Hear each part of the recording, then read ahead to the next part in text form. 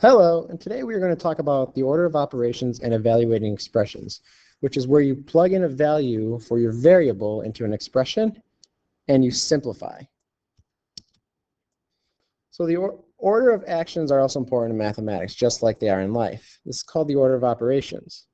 When you're simplifying an algebraic expression, the first thing you have to do is simplify what's in the parentheses. Then you move on and simplify the exponents.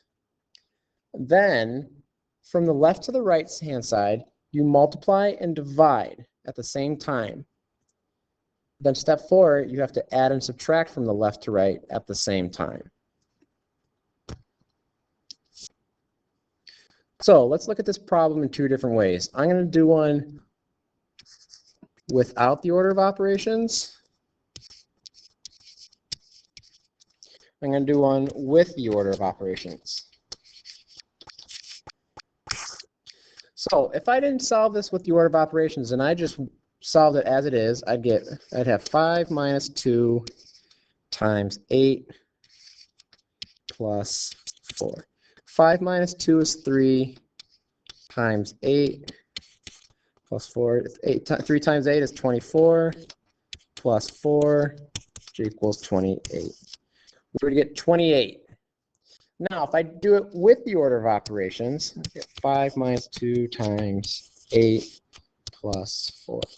According to the order of operations, PEMDAS, P-E-M-D-A-S, parentheses, exponents, multiplication, division, addition, and subtraction, we do multiplication first. So do 2 times 8, which is 16. So I have 5 minus 16 plus 4. Then I do subtraction and addition from left to right. I get 5 minus 16, which is negative 11, plus 4 equals negative 7.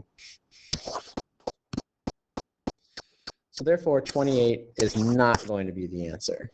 That's why it's wrong without the order of operations. Some expressions or equations may include exponents. So I just want to go over the small parts of the exponent before we do this. An exponent tells us how many times a number. For example, 2 to the 4th power is 2 times 2 times 2 times 2.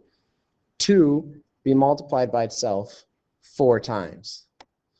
The base is used as a factor, and that's 2. And a power is the combination of both the exponent and the base. So here we go. Simplify 20 minus 6 times 3 plus 3 squared. So if we follow the order of operations, there are no parentheses, so we move to exponents first. 3 squared is 9. So write out every single step. Next, I have to do multiplication and division from left to right. There is no division, it's just multiplication. So 6 times 3 is 18. So I have 20 minus 18 plus 9.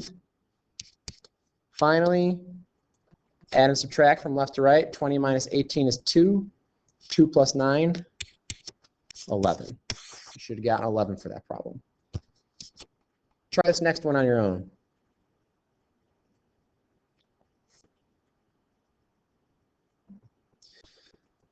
So remember, parentheses mean multiplication in a situation where it's 12 parentheses 10.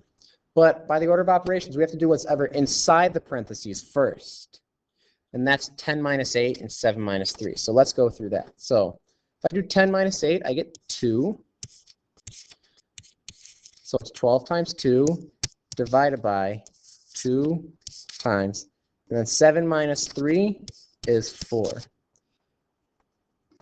So by the order of operations from left to right, remember multiplication and division at the same time, we do 12 times 2, which is 24, divided by 2 times 4. 24 divided by 2 is 12 times 4. Your answer is going to be 48. To evaluate an algebraic expression, all you do is plug the value in for the variable. So right now I have 3a minus 2 cubed divided by b for a equals 7 and b equals 4. Before you do anything, the first thing you should do is plug your values in. And when you plug your values in, put parentheses around it. So to help avoid confusion. So do 3 times 7 minus 2 cubed divided by 4. So following the order of operations, I do exponents first. So I get 3 times 7 minus 2 cubed is 2 times 2 times 2, which is 8 divided by 4.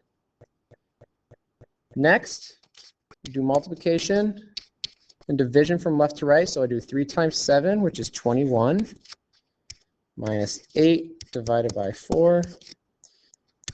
And the division part, we'll continue it over here. 21 minus 8 divided by 4, which is 2. So it's 21 minus 2, which equals 19.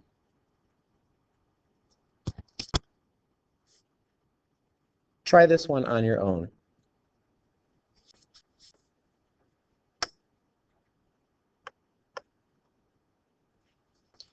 So we plug in the values first. I get 5 times 2 plus 3 squared divided by p, which is 3. Oops. Let me quickly fix that. Divided by 3.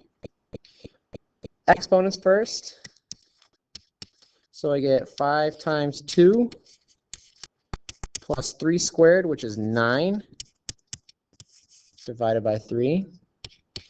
Multiplication and division from left to right. 5 times 2 is 10, plus 9 divided by 3 is 3. 10 plus 3 is 13. And that's the end of the lesson. So hopefully this is a refresher for you. If not, hopefully this made sense. Remember, if you have any questions, you can always ask me in class or send me an email. But I hope you took some wonderful notes and have a good rest of the day. Bye.